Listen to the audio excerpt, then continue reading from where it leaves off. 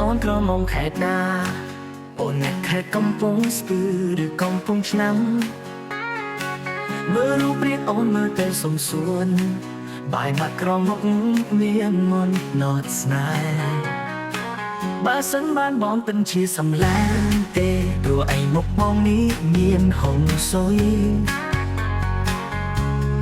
បងមានប្រជ្រយមកថាប្រជួយស្នេហ៍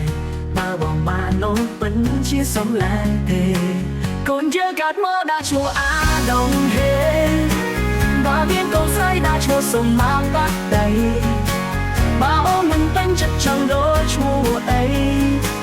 តើអូនព្រមទេបើបងចង់ក្បែរបងសុំមើលថែបើអូនព្រមស្នេហ៍ក៏ចូលឆ្នាំខ្មែរឲ្យម៉ែចូលស្ដីទៅដឹងដល់ទាំងឲ្យគាត់រៀបចំទៅតាមប្រពៃណី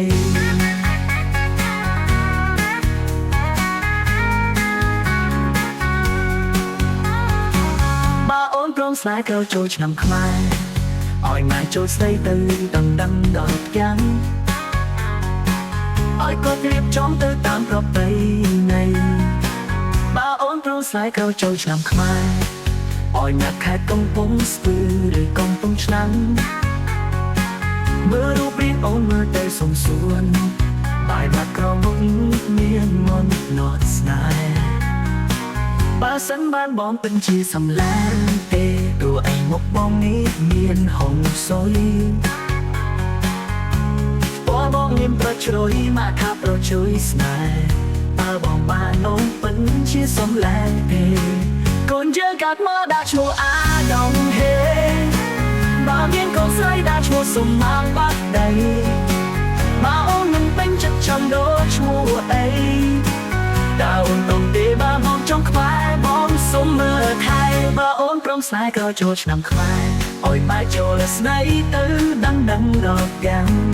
ឲ្យគាត់រៀបចំទៅតាមប្រពៃណី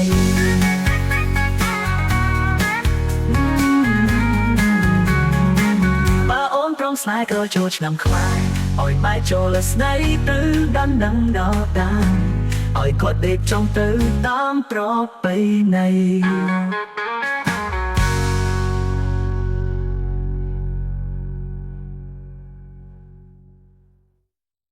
วันเจอกัน